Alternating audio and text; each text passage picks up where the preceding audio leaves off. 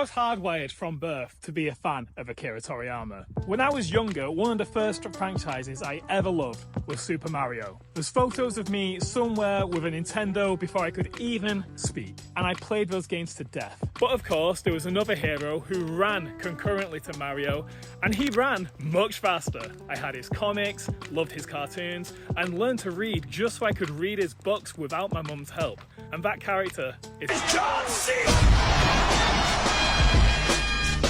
And that character is Sonic the Hedgehog. A few years later and the world would change. Pokemon dropped and was an instant hit, providing us with two of the most influential games ever made, Pokemon Red and Pokemon Blue. And with Pokemon's success kicking off a trend of anime adaptations, this gave rise to other legendary Japanese franchises like Digimon and of course, the first successful English adaptation of an anime called Dragonball Z. Now what's interesting about Dragon Ball is that without it, none of these franchises would have been the same or it even existed. Dragon Ball was written and drawn by Akira Toriyama. Arale, the lead character of another Akira Toriyama manga called Dr. Slump, inspired a lot of the design elements of Super Mario. From the success of Nintendo's Super Mario, the games company known as Sega wanted a mascot of their own to help sell some of their own home gaming consoles. The first idea for a mascot was a character called Alex Kidd. The Alex Kidd game was originally going to be an adaptation of Dragon Ball, but they swapped out the main character Goku for the up-and-coming Sega mascot. Unfortunately for Sega, Alex Kidd didn't fare well compared to Mario,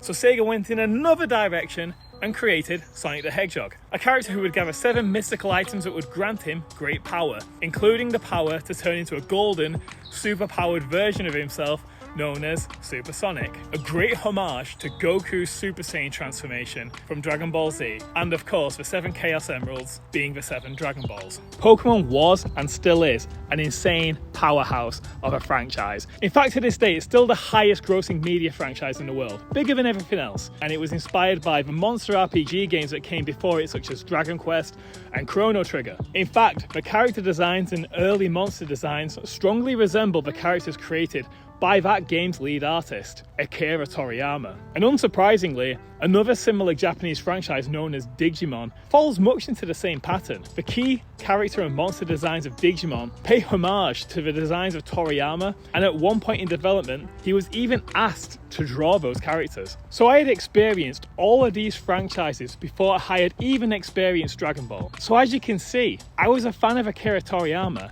before I even knew what Dragon Ball was. And that was because of the absolutely insane influence that the man had on Japanese media before his series took off in the Western world. So when Dragon Ball Z actually premiered on UK television, how could I not be a fan?